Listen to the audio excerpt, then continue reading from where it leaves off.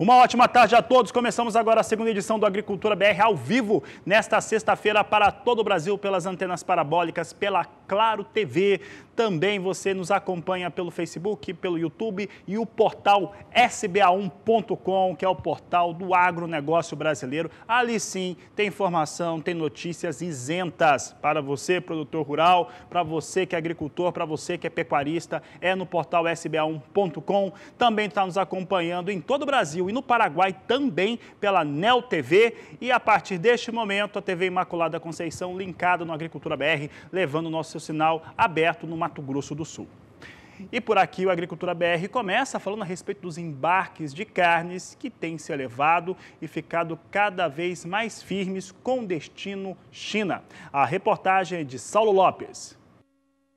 Embora os registros de funcionários contaminados oscilem, as principais plantas de frigoríficos brasileiros de bovinos, aves e suínos seguem protegendo colaboradores através de protocolos rígidos do Ministério da Saúde e carregando navios com produtos para a Ásia.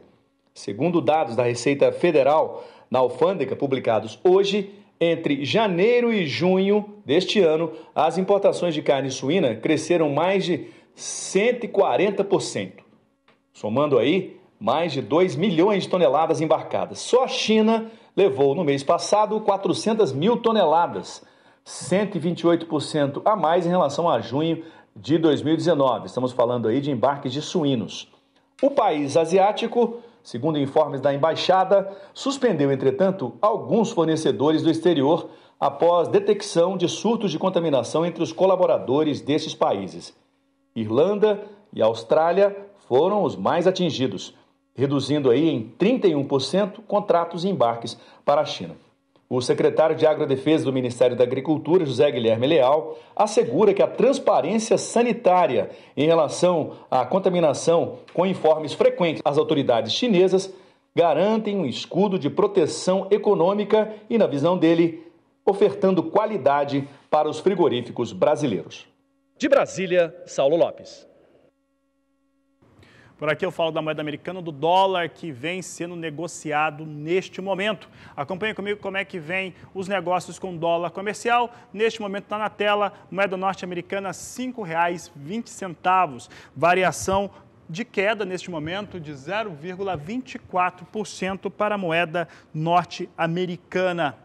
E é sobre dólar e sobre o mercado financeiro que nós falamos agora no Agricultura BR. Quem traz os destaques desta sexta-feira é Sara Kirchhoff. Afinal, o dólar inverte, né? O dólar essa semana começou com quedas expressivas, ontem subia e volta a recuar nesta sexta-feira. Sara, boa tarde, seja bem-vinda.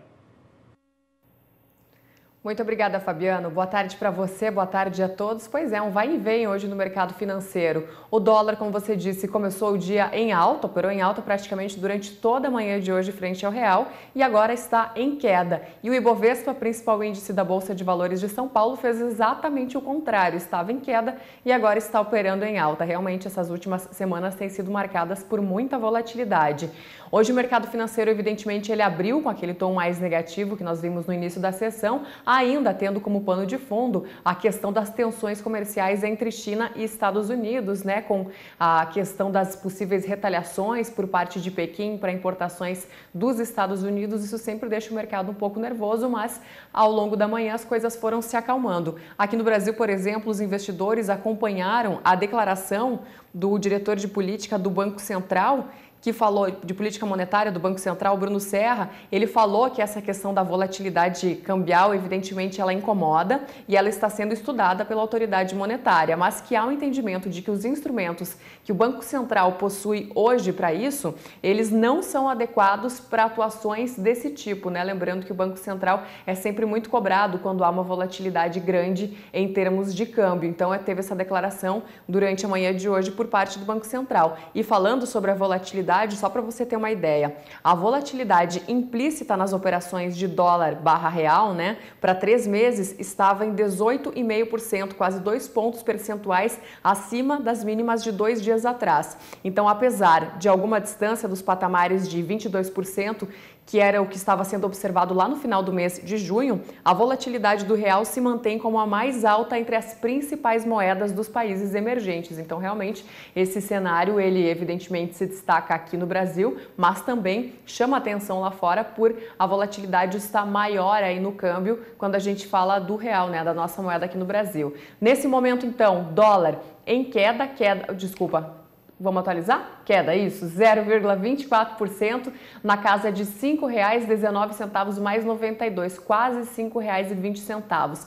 Muitos economistas estão falando que esse deve ser o patamar aí dos próximos dias e das próximas semanas, ficar um pouquinho acima ou um pouquinho abaixo dos R$ 5,20, já acima daquilo que a gente viu agora no início dessa semana, o dólar em R$ 5,10, por exemplo. O mercado, então, sentindo ainda bastante volatilidade e o dólar perdeu força hoje durante a manhã, aqui no Brasil e também lá fora. Dado importante hoje em relação à economia foi divulgado pela Fundação Getúlio Vargas. Eles dizem que a confiança do consumidor no Brasil mostrou recuperação pelo terceiro mês consecutivo. Com isso, a gente se aproxima novamente dos patamares observados no período antes da pandemia no Brasil. Então, esses dados foram divulgados hoje, né, o chamado Índice de Confiança do Consumidor, o ICC, que registra uma alta de 7,7 pontos agora no mês de julho. O índice está, então, 9 pontos somente abaixo da sua leitura de fevereiro, quando o coronavírus não havia ainda afetado a economia brasileira. Outro dado também que vem lá de fora, mas que acaba impactando aqui no Brasil, é a questão do minério de ferro. O preço do minério de ferro caiu na China com foco no mercado de aço. Evidentemente, isso também puxa os papéis da Vale para baixo no Ibovespa, mas uma queda ainda moderada, em torno de 0,15%. E lembrando que as ações tiveram resultado extraordinário na semana passada, né? As ações da Vale. Por último, mais um dado importante, o IPCA 15, a prévia da inflação do Brasil, subiu 0,30% agora no mês de julho, de acordo com dados divulgados pelo IBGE, Instituto Brasileiro de Geografia e Estatística, mostrando essa aceleração também na economia. Índice Bovespa, então, para fechar, principal índice da Bolsa de Valores de São Paulo, falei que estava em alta, agora já está em queda de novo, então ele subiu, caiu, subiu e está caindo. 0,15% é o recuo do Ibovespa nesse momento, que está operando aí na casa de 102.143 pontos. Realmente a gente só vai saber o que aconteceu no mercado financeiro dessa sexta-feira, mais tarde no programa Mais Pecuária, quando esses números todos já estiverem consolidados. É com você, Fabiano. Obrigado, Sara. Uma boa tarde a você. Teremos a terceira edição. Daqui a pouco nós vamos ter um grande evento, um grande leilão logo após o Agricultura BR. E aí é provável que a gente volte com a terceira edição. A gente vai estar por aqui, mas a gente acompanha todos os negócios nesse grande evento.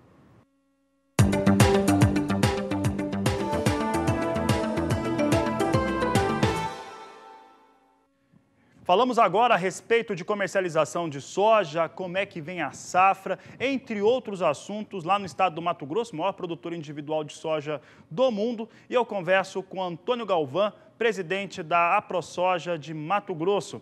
Galvão, obrigado pela sua participação mais uma vez aqui no canal do Boi, no Agricultura BR. Como é que vem aí a comercialização? Eu sei que a comercialização antecipada é muito expressiva na safra atual, 19/20, e a 20/21 também. Como é que está esse momento? Qual é a sua avaliação? Boa tarde. Boa tarde, Fabiano. Boa tarde a todos que nos assistem aí através do canal do Boi.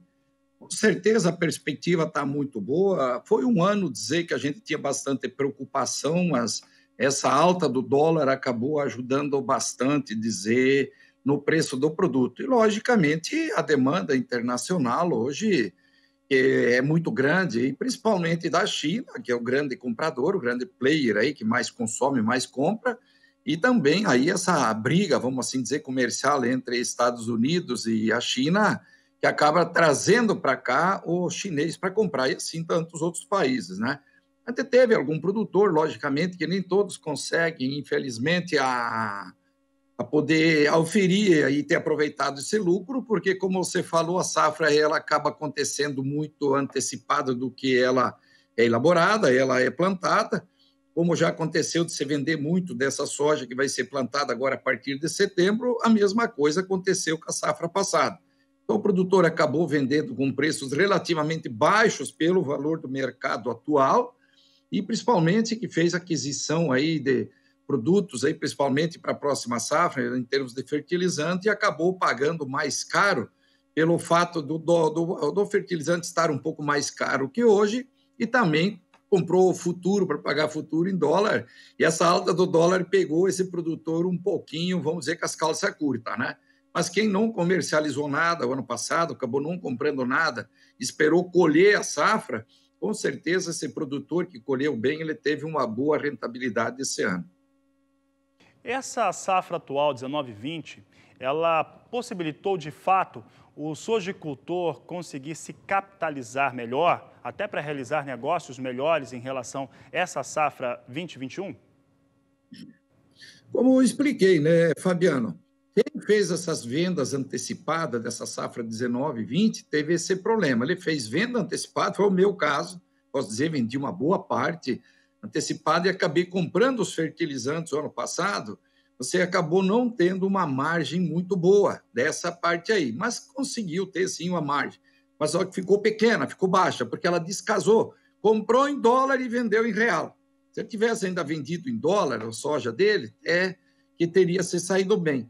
Mas aconteceu muito de você vender soja em real e acabou comprando aí defensivos, o próprio fertilizante em dólar, acabou descasando. Agora, quem começou a comercializar durante a colheita ou pós a colheita de soja, por exemplo, veio a comprar os seus insumos agora, com certeza teve aí, dizer, uma vantagem bem maior do que aquele produtor que vendeu antecipado, como já aconteceu nessa safra, né? A gente veio vendendo aí já há 3, 4 meses atrás, a soja veio subindo, as ofertas foram melhor, graças a Deus. Eu sempre falo que a gente torça que o pior negócio é aquele que a gente já fez, porque sempre sobra um pouco de produto aí no final para você comercializar e consegue ter um preço melhor. O pior de tudo seria quando você vende um pouco e o mercado acaba caindo muito e você perdeu a oportunidade. Então, quando o mercado acaba reagindo e você ainda tem uma parte de safra para vender, e isso vem favorecer mais o produtor com certeza absoluta. Galvão, a safra atual ela tem sido representada também pela questão das vendas antecipadas, pela uma forte exportação do Brasil e um bom consumo interno. Isso vai acarretar num estoque de passagem muito baixo. Os números oficiais vão apontando para menos de 1 milhão de toneladas ao final da safra, mas algumas empresas de consultoria estão dizendo que não chega a 600 mil toneladas. A próxima campanha, de acordo com o Departamento de Agricultura norte-americano, e a Celeris, nessa semana, estão dizendo que é uma produção de 130 milhões de toneladas, mais uma exportação ainda maior. Essa situação traz qual cenário para o sojicultor do Mato Grosso e também brasileiro? Tivesse acontecido problemas climáticos, vamos dizer, no Brasil, já nessa safra, acredito que a gente teria atingido esses números, né? Porque só o Rio Grande do Sul quase quebrou essa diferença aí do que nós colhemos para esses 130 milhões. Agora, a gente sabe que tem esse potencial o Brasil, sim, até mais, podemos dizer. Agora, depende muito da questão climática nossa, né? Porque a nossa produtividade, por exemplo, se ela tivesse seguido numa média em estados como foi o Paraná, Santa Catarina, que não produz muito, mas produz também, mas principalmente o Paraná e o Rio Grande do Sul, que teve sim uma quebra mais acentuada, especialmente no Rio Grande do Sul, já teria atingido esses 130 milhões de toneladas. Então, não tá, o que mais está dependendo de atingir essa produção, assim dizendo, é o clima. Porque a área plantada, já que a gente planta soja dentro de uma produtividade normal que vem sendo feita, automaticamente já era para produzir esses 130 milhões de toneladas. Então, a previsão ela sempre é feita, mas não é que ela vai acontecer. Se São Pedro colaborar, não chover demais ou não deixar faltar chuva, como a gente fala que o clima é tudo para você poder garantir a tua produção, com certeza a gente pode chegar nesse número aí fácil, Fabiano.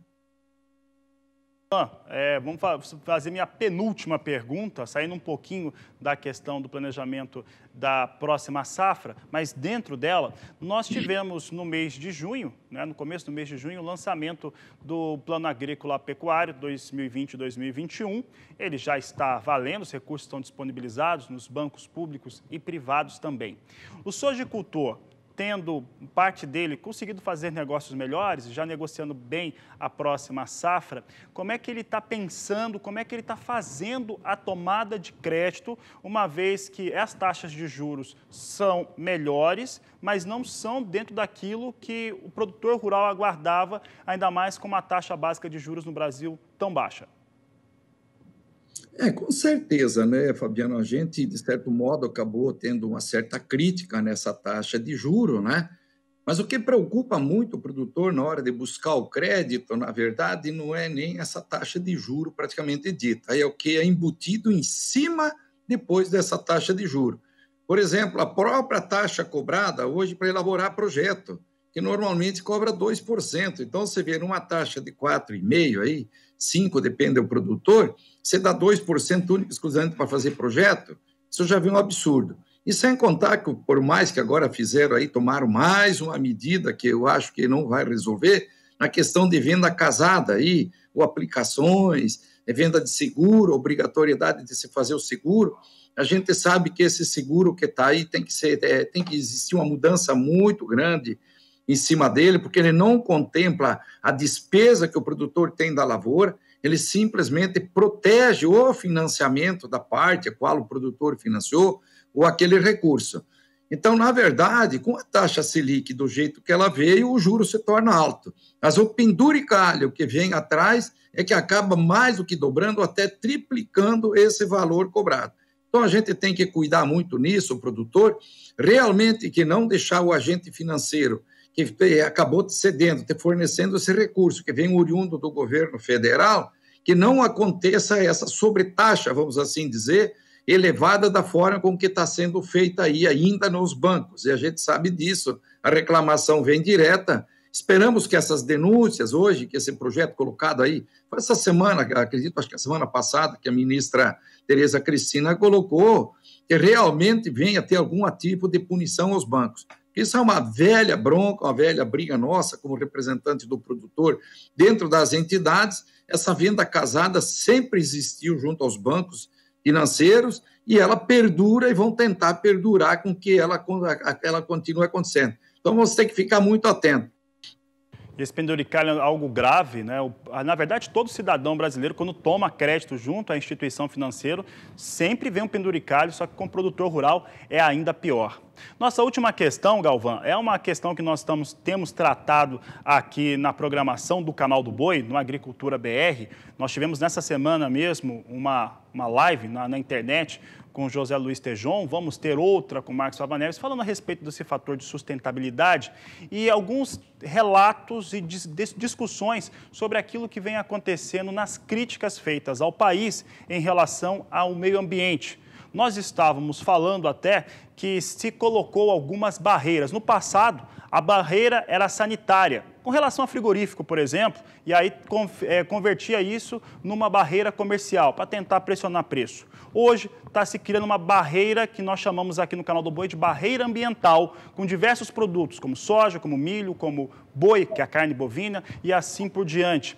Como que você avalia esse momento, já que o país está sendo criticado, e muitas vezes as situações, na maior parte delas, é uma situação natural, como essa que acontece no Pantanal do Mato Grosso e do Mato Grosso do Sul agora, tem as queimadas e elas acontecem naturalmente.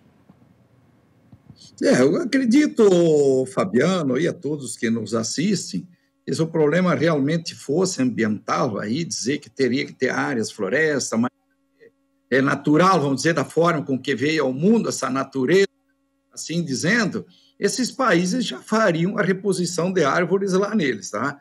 Então, na verdade, a gente sabe que eles utilizam essa metodologia para tentar nos inibir aí economicamente, porque sabe do potencial que o Brasil hoje já está explorando, mas principalmente do potencial que nós temos para explorar. Essa questão das queimadas, eu não sei por que não estão dando importância tanto, fala que lá na África está destruindo tudo, ninguém ouve falar, a própria Nova Zelândia direto queima, a Austrália, ano passado, foi um desespero. Então, na verdade, só o Brasil parece que tem problema, tudo vem para cima de nós aqui, tanto por conta do quê? Eu já comentei isso, falei por diversas vezes, por mais que o nosso ministro Ricardo Salles já deu o recado bastante dado, o nosso vice-presidente Mourão, principalmente o nosso presidente, acho que está na hora de dar um basta nisso. Porque para esse povo que tanto nos critica e fala, e o pior de tudo, eu vi críticas de brasileiro, principalmente de pessoas influentes, eu conheço o Beltejão, ele já fez bastante trabalho para nós aqui também, não tem comunicação que dê conta para o mundo quando você não quer ouvir. Você não adianta, cara, dizer que esse ambientalista que está nos criticando, essas ONGs que estão aí, eles estão vivendo dessa crítica. Dizer que fazer uma boa comunicação vai resolver não é verdade. Quando nós temos a nossa grande mídia, principalmente, você faz um trabalho para mostrar isso tudo que nós temos aqui, por exemplo, a parte ambiental nossa, a mais dura lei ambiental aí, o Código Florestal nosso do mundo. Não adianta, quando não querem ouvir, eles têm um mecanismo para nos atrapalhar, eles vão insistir nisso, Fabiano. Podemos hoje dizer, vamos proibir 100% a queimada, você sabe que é impossível pelo fato da nossa natureza mesmo, Mato Grosso, aqui, região amazônica, principalmente esse meio da região amazônica, ele tem 5 a 6 meses de sol, sem chover. É impossível você evitar isso, o fogo é acidental. Normalmente são incêndios, não são queimadas propriamente dita. E a queimada é aquela que o produtor faz para fazer uma limpeza de pastagem ou para encerrar, para terminar com os tratos culturais de áreas autorizadas. Mas isso são incêndios involuntários. Podemos atender isso tudo? Vocês vão se agarrar onde, Fabiano? Eles vão falar que estamos tratando mal dos indígenas. Vamos tratar bem os indígenas. Não, agora tem o problema dos quilombolas, estão tratando mal. Vamos tratar bem os quilombolas. Agora tem os ribeirinhos. Então, o povo não quer saber, eles estão utilizando essa questão ambiental para tentar nos desfazer e tentar nos impedir desse comércio hoje que vem atrás do nosso produto, principalmente pela qualidade e o preço a qual está sendo ofertado.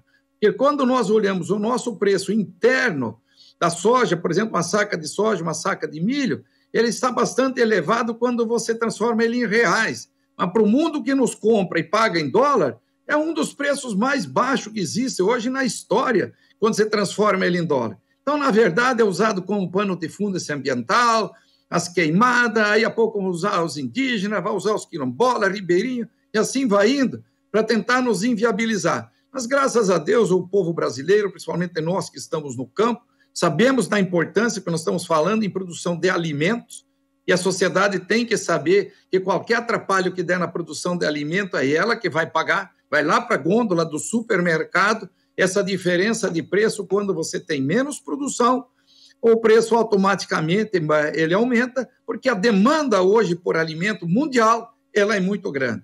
Então, na verdade, isso é um pano de fundo utilizado para tentar nos inibir o nosso crescimento. Mas, graças a Deus, pela persistência, um governo sério que nós temos hoje instalado, esse assunto vai se resolver. Uma hora vão criar coragem aí, nossos ministros, o nosso presidente vai dizer, chega, gente, essa palhaçada já passou da hora de acabar com essa história de falar do Brasil, de parte ambiental. Vão em seus países, copiem a nossa lei e coloquem em prática lá, se vocês realmente estão preocupados, que a árvore é a solução para o nosso oxigênio, que é o céu cerrado, enfim, a área sem produção é a solução. Parem de produzir nos países de vocês, que aí vai se resolver. Aí nós vamos acreditar que realmente esse é o grande problema que o mundo tanto fala. Enquanto eles não fizerem nos países deles, a gente sabe que eles estão utilizando isso para tentar nos impedir o nosso crescimento, o nosso desenvolvimento brasileiro, e com o Brasil desenvolvendo, com certeza, você melhora o padrão de vida da população de um modo geral. Tá certo, Antônio Galvão. Quero agradecer a sua participação, né, sempre clara, lúcida, essa resposta principalmente. Eu agradeço em nome dos produtores rurais, dos telespectadores do Canal do Boi. Obrigado pela participação, uma boa tarde. Obrigado pela oportunidade, Fabiano. Foi mais um prazer falar aí, através do Canal do Boi, para esse mundão todos, vamos assim dizer, porque o Brasil podemos dizer que é um continente e não é um país. Obrigado pela oportunidade, Fabiano. Um grande abraço. Eu conversei com Antônio Galvão, presidente da AproSoja do estado de Mato Grosso.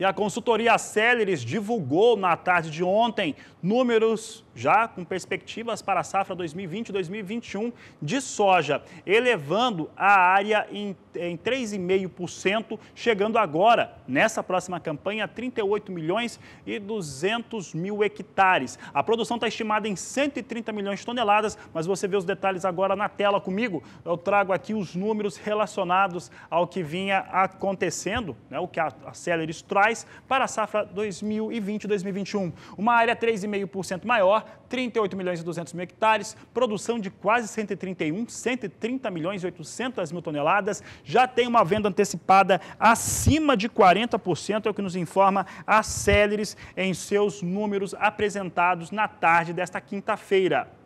Falo agora a respeito de algo que é extremamente importante, está ligado à margem, à rentabilidade. Olha só como sobe a safra 2021. E é um assunto que a gente estava até falando agora há pouco com o Antônio Galvão. Olha só, margem de lucro operacional da soja no Brasil por hectare. Na safra 19-20, que não foi ruim, R$ 1.470. Margem de lucro para a próxima safra, a Celerus estima em R$ 2.778 por hectare. Essas são as estimativas da Celerus Consultoria para a safra 2020-2021, mostrando uma melhora consistente para a oleaginosa no Brasil.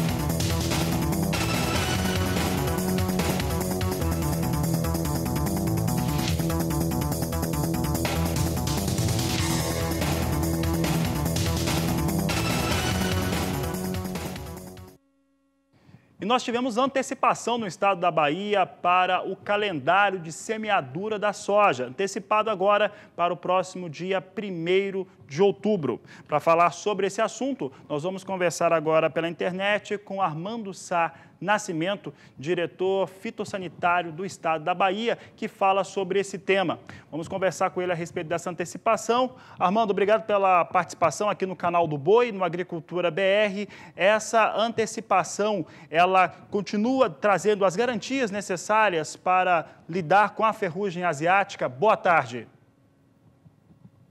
Boa tarde, Fabiano, boa tarde, canal do Boi.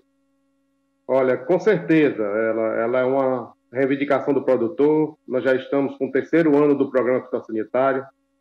É um programa de tremendo sucesso, Fabiano, porque ele reúne todas as entidades representativas aqui do oeste da Bahia, seja ela a IBA, a BAPA, Fundação Bahia, que é nosso braço de pesquisa, os sindicatos rurais e a ProSoja Bahia. Então, essas entidades, elas vêm se reunindo, discutindo há 3 anos, e chegamos à conclusão esse ano, através da Comissão Técnica Regional da Soja, que é uma entidade que congrega produtores de sementes, a pesquisa, a extensão rural, os consultores e o governo do estado. Então, essa antecipação ela vem com bases, vamos dizer assim, legais e científicas, né? Armando, como é que vem o planejamento? O estado da Bahia, ele vem crescendo, se desenvolvendo cada vez mais quando o assunto é a sojicultura. E a região, uma região do estado da Bahia tem conseguido trazer esse desempenho um pouco melhor, tanto nas áreas de cultivo, quanto também nos resultados de produtividade e produção. Como é que você avalia os trabalhos feitos no campo para garantir a sanidade dessa cultura e também das demais? O produtor baiano, o produtor do oeste da Bahia, né, ele já é um produtor altamente profissional. Ele vem se capacitando a cada ano. Nós estamos feito vários treinamentos, né, reuniões nas comunidades, justamente levando em conta essa questão do manejo de resistência dessa ferrugem que está aí, né, essa ferrugem, a baixa eficiência, diminuindo a eficiência dos fungicidas e a necessidade grande dos produtores eles terem monitores, né, monitores de praga. Nós, só para você ter uma ideia, nós já treinamos mais de 350 monitores de pragas. Então, nós trabalhamos com área de 1.700.000, 1.650.000, mas nessa safra 1.700.000 hectares, na qual o produtor hoje ele tem uma estrutura na sua propriedade, tanto na questão de pessoas, quanto na questão de treinamento, capacitação e de maquinário para fazer suas aplicações no momento correto. Temos que trabalhar bem claro. O produtor hoje trabalha com a margem de lucro muito baixa, ele tem que ter uma produtividade alta. Nós temos 3 safras seguidas e coincide justamente com a criação do programa, né, para que o produtor garanta uma safra cheia, mas também que ele reduza seu número de aplicações e, consequentemente, seu custo de produção. Tá certo, Armando. Armando, quero agradecer a sua participação aqui no Agricultura BR, no Canal do Boi. Eu que agradeço, eu só quero retificar que para essa possibilidade de plantio no dia 1º de outubro, o produtor irrigante ele tem que assinar um termo de compromisso, ele tem que ter um plano de trabalho e uma autorização da Agência de Defesa Agropecuária, que é o órgão fiscalizador aqui do estado da Bahia. Muito bem, Armando, bem lembrado. Então, procura como é que ele deve fazer esse procedimento. Então, antes da gente encerrar, como é que ele faz esse procedimento para começar o cultivo já no dia 1º de outubro? Nós já temos no site da IBA e vamos ter no site da ProSoja, no site do Sindicato Rural de Luiz Eduardo Magalhães e também no site da ADAB, os termos de referência, né, o termo de compromisso, o plano de trabalho e o termo de adesão. Então, o produtor já não está nos procurando, só para você ter uma ideia, só de segunda-feira para cá nós já tivemos mais de 7 mil hectares já cadastrados e nós precisamos antecipar esses cadastros justamente porque a ADAB tem que autorizar para que a gente não tenha nenhum imprevisto até o final de setembro, quando no início de outubro o produtor esteja todo legal e essas áreas vão ser monitoradas pela equipe do fitossanitário. Nós temos mais de 20 técnicos no campo, junto com a ABAPA, justamente monitorando essas áreas irrigadas para que o produtor siga o seu plano de trabalho e que haja vamos dizer, uma safra tranquila, sem contratempos, para o sequeiro que vai plantar posteriormente a partir de novembro, geralmente chovendo aqui, a partir de novembro o sequeiro estará plantando. Muito bem, Armando. Então, obrigado pela participação. Um grande abraço a você.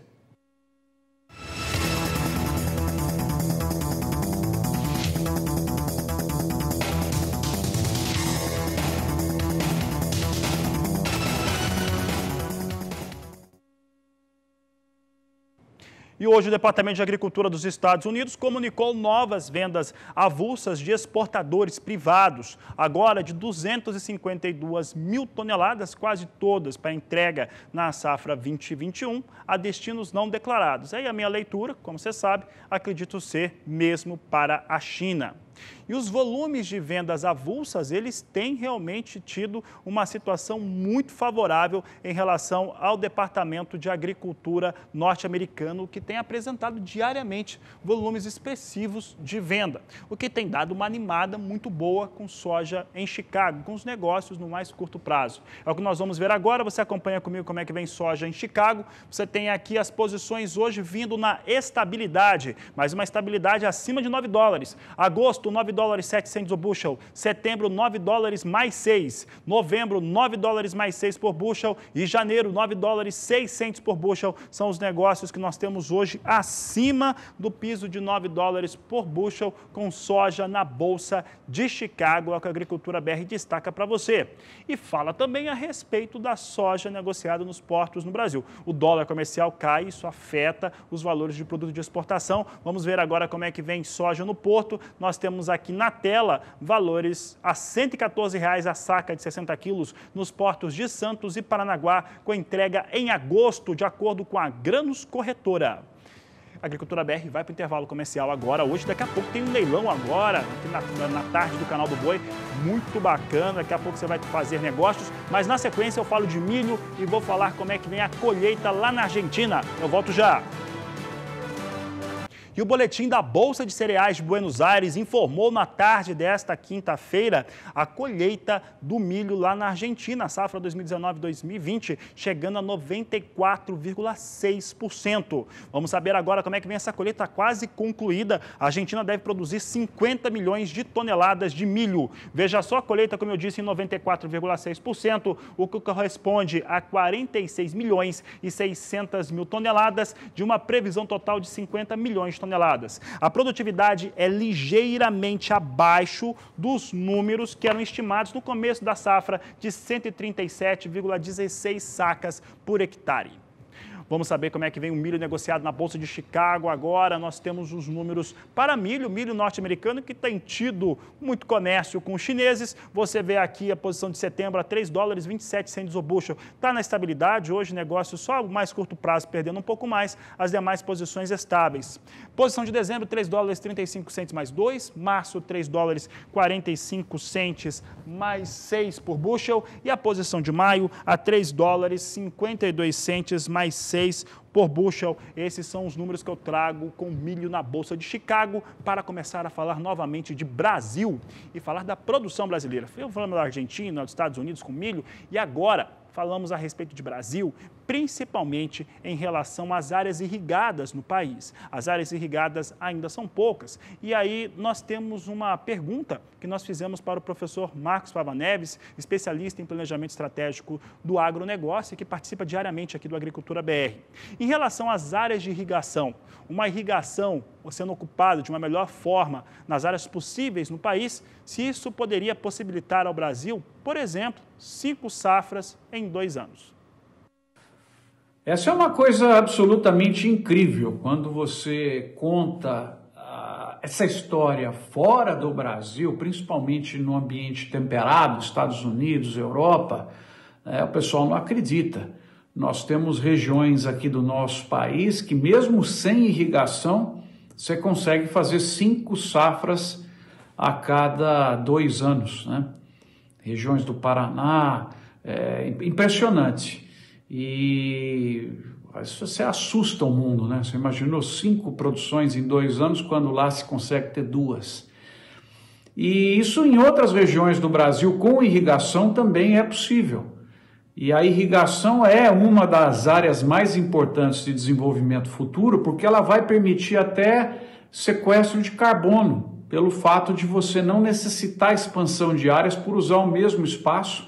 Ela vai ter chance de buscar créditos verdes, que é uma das áreas de grande crescimento de oportunidades aí para a agricultura. A irrigação bem feitinha, com todos os controles que tem hoje, jogando só o mínimo necessário, porque a água é um recurso também escasso, é uma das grandes avenidas de desenvolvimento tecnológico do Brasil, que eu boto muita confiança e vamos ter muitos ganhos ainda da adequada expansão e utilização da irrigação no Brasil. E eu falo agora de cana-de-açúcar, isso porque a moagem de cana nos 15 primeiros dias do mês totalizou 46.540.000 toneladas, uma alta de cerca de 13% se comparado ao mesmo período do ano passado. Vamos ver os números que foram divulgados pela Única, que é a União da Indústria Sucroalcooleira, que é a primeira quinzena do mês de julho. Como eu disse, 46.540.000 toneladas, uma alta de 13,52% quando comparado ao mesmo período do ano passado. Na safra inteira, até o fechamento da primeira quinzena de julho, vem com 275.950.000 toneladas, uma alta de 6,52%. Esses são os números para a moagem de cana-de-açúcar na primeira quinzena do mês de julho. E a colheita do café está em 71% ou 48.550.000 sacas, de acordo com a consultoria Safras e Mercado. Eu vou mostrar agora como é que vem a situação comparado à colheita do ano passado. Importante ressaltar, para quem não é cafeicultor, bienalidade diferente e a média dos últimos 5 anos. Nós trazemos aqui na tela, portanto, o que vem acontecendo com colheita de café. Até 21 de julho, 71% no país. No ano passado, 83%, mas considere aqui que a bienalidade é diferente, enquanto que a média dos últimos 5 anos fica em 72%. De acordo com a consultoria Safras e Mercado, o clima mais seco deve favorecer ou seguir favorecendo a colheita do café. E é sobre café que eu sigo falando agora, porque nós vamos saber como é que vem as operações com café arábica na Bolsa de Nova York, na plataforma Ice Futures. E é o que você acompanha comigo neste momento. Temos aqui café arábica em negociação, a posição de setembro. Aliás, as posições aqui todas vêm em situação de estabilidade, maio que perde um pouquinho, mas setembro vem com dólar 7 centes mais 45 a libra peso. Dezembro, $1 10 centes mais 30. Posição de março, $1 12 centes centes mais 30 por libra-peso. E a posição de maio, $1 13 centes mais 20 por libra-peso. Assim vem os negócios com café arábica negociados na Bolsa de Nova York.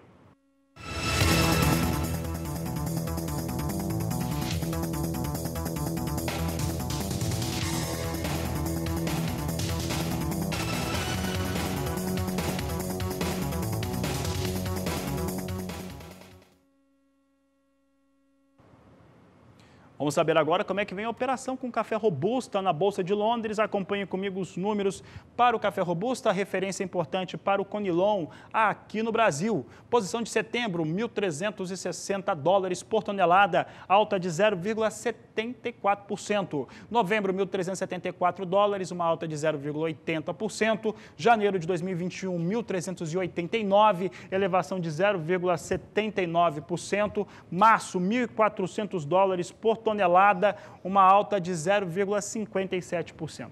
Olha, eu ressalto aqui que, em relação ao cenário internacional, o que tem para o café Robusta é uma oferta melhor de café da Indonésia e também do Brasil, enquanto que os números para o café vietnamita, que no caso do Robusta é o maior produtor do mundo, vêm com valores mais baixos.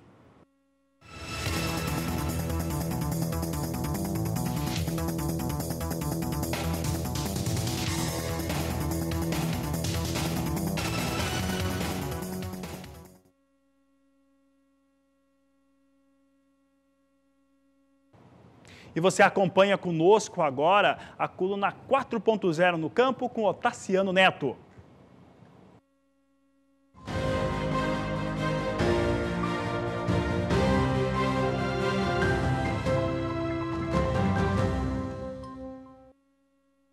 A coluna 4.0 no campo tem a honra de receber hoje Fabrício Carrareto, que é engenheiro agrônomo, fundador e diretor da Doce Bela. Doce Bela é um dos principais projetos de fruticultura do estado do Espírito Santo e na área da banana, um dos principais projetos do Brasil.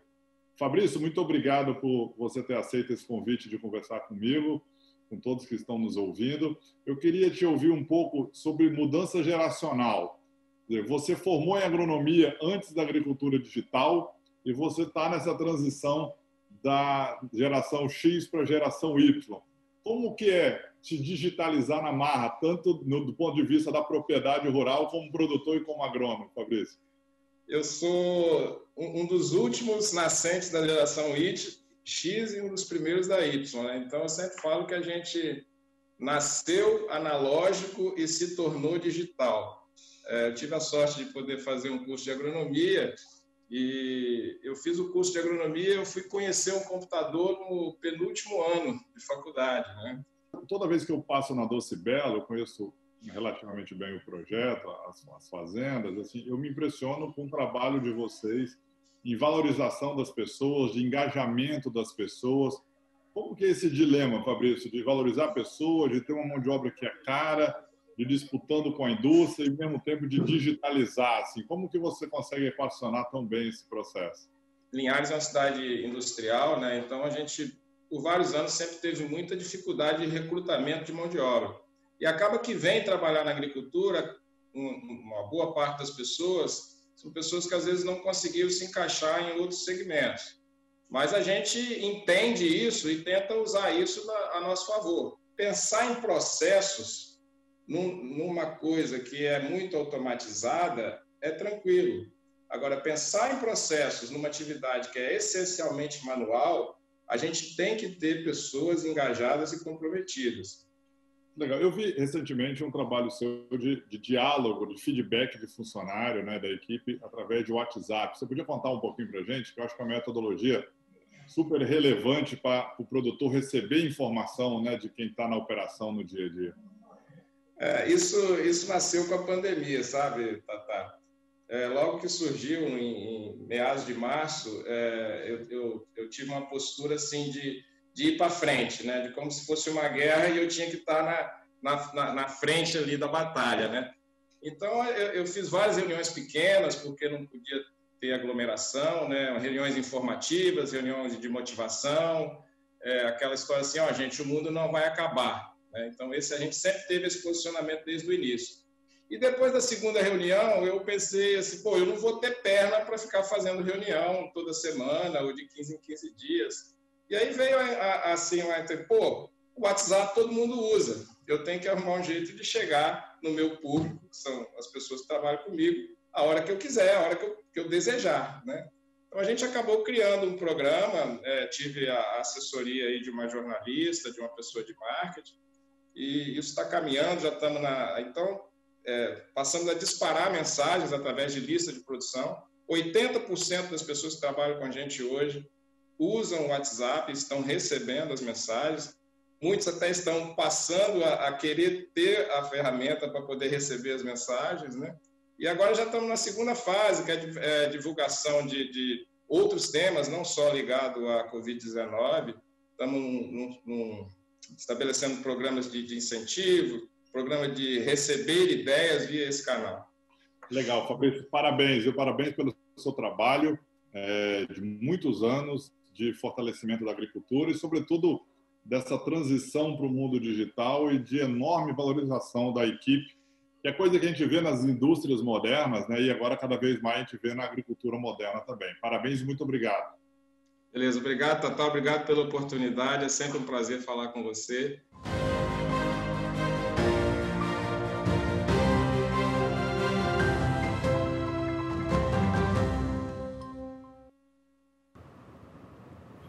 E com as informações da coluna 4.0 no campo, vou encerrando essa edição do Agricultura BR agora, porque a terra vai tremer em João Pinheiro, Minas Gerais, com mais um grande leilão lá no Sindicato Rural, trazendo oferta de animais, gado de corte. Devemos voltar às 16 horas na terceira edição, portanto, desejo a todos uma ótima tarde. Para quem vai participar do leilão, bons negócios, um grande abraço e até mais!